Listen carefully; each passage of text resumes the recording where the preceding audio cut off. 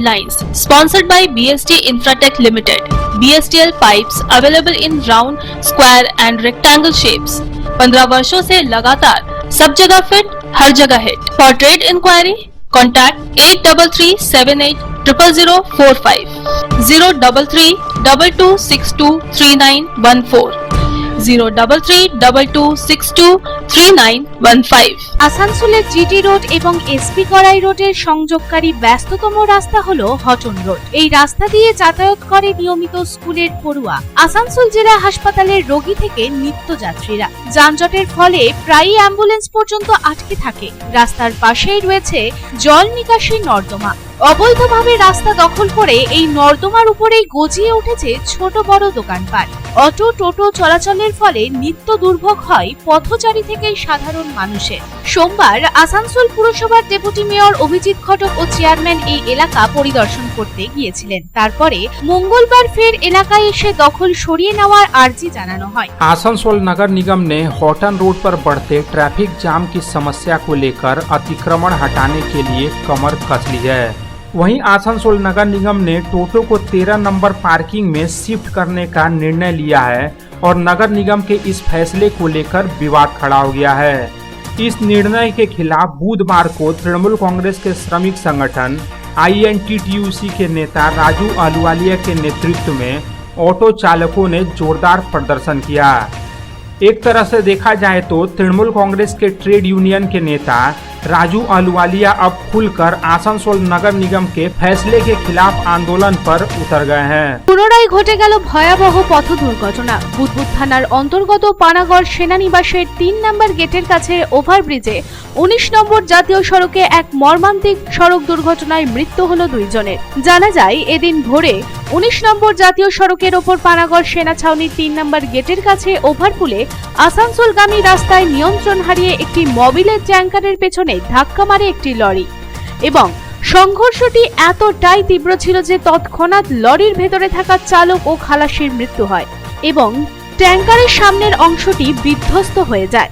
भीषण गर्मी के प्रकोप के बीच सरकारी अस्पतालों के ब्लड बैंकों में रक्त की बढ़ती कमी को देखते हुए आसनसोल दुर्गापुर पुलिस कमिश्नरेट ने उत्सर्ग नामक एक विशेष मुहिम शुरू की है। इस मुहिम के तहत विभिन्न पुलिस थानों द्वारा रक्तदान शिविरों का आयोजन किया जा रहा है।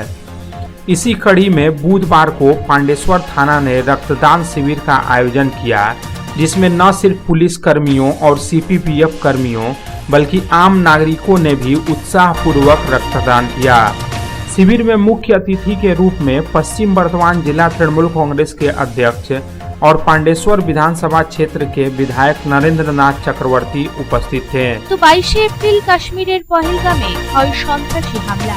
এই হামলায় নিহত হন 26 জন পর্যটক এবং তারপরে সেই সন্ত্রাসদের বিরুদ্ধে পদক্ষেপ নিতে নেমে পড়ে ভারতীয় সেনাবাহিনী।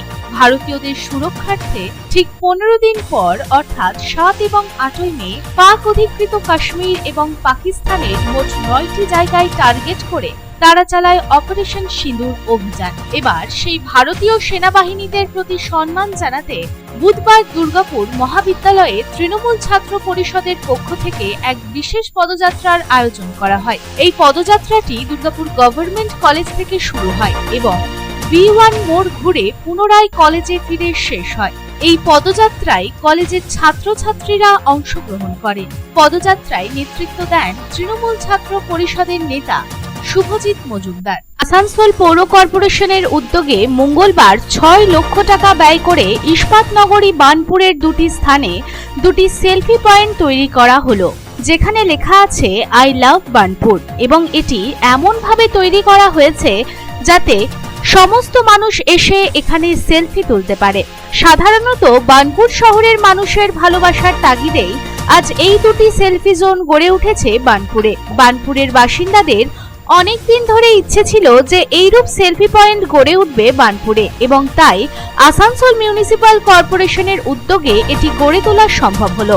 এই প্রসঙ্গে মেয়র বিধান উপাধ্যায় জানান, পশ্চিম বর্ধমান জেলার বিভিন্ন শহরে এই ধরনের সেলফি পয়েন্ট তৈরি করা হয়েছে।